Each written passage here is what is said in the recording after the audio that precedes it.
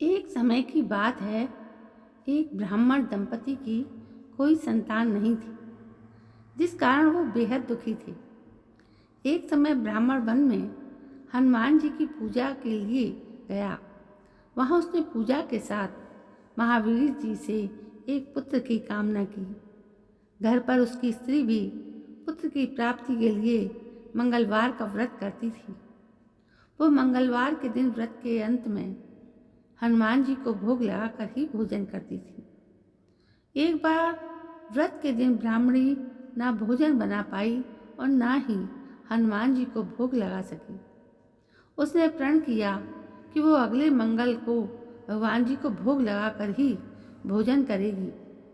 वो भूखी प्यासी 6 दिन तक पड़ी रही।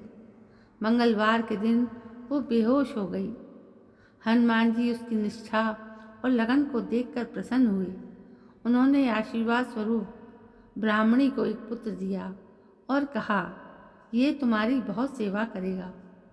बालक को पाकर ब्राह्मणी अति प्रसन्न हुई। उसने बालक का नाम मंगल रखा। कुछ समय उपरांत जब ब्राह्मण घर आया तो बालक को देखकर पूछा कि वो कौन है। पत्नी बोली कि मंगलवार व्रत से प्रसन्न होकर हनुमान जी ने उसे ये बालक दिया है।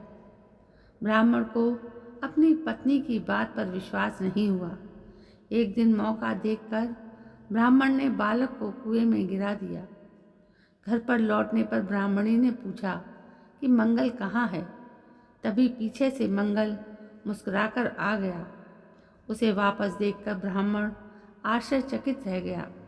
रात को हनुमान जी ने उसे सपने में दर्शन दिए और बताया कि ये पुत्र उसे उन्होंने ही दिया है। ब्राह्मण सत्य जानकर बहुत खुश हुआ।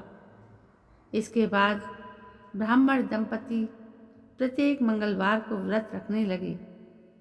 जो मनुष्य मंगलवार व्रत कथा को पढ़ता या सुनता है और नियम से व्रत रखता है, उसे हनुमान जी की कृपा से सारे कष्ट दूर होकर सर्व सुख प्राप्त होता है और हनुमान जी की दया के पात्र बनते हैं।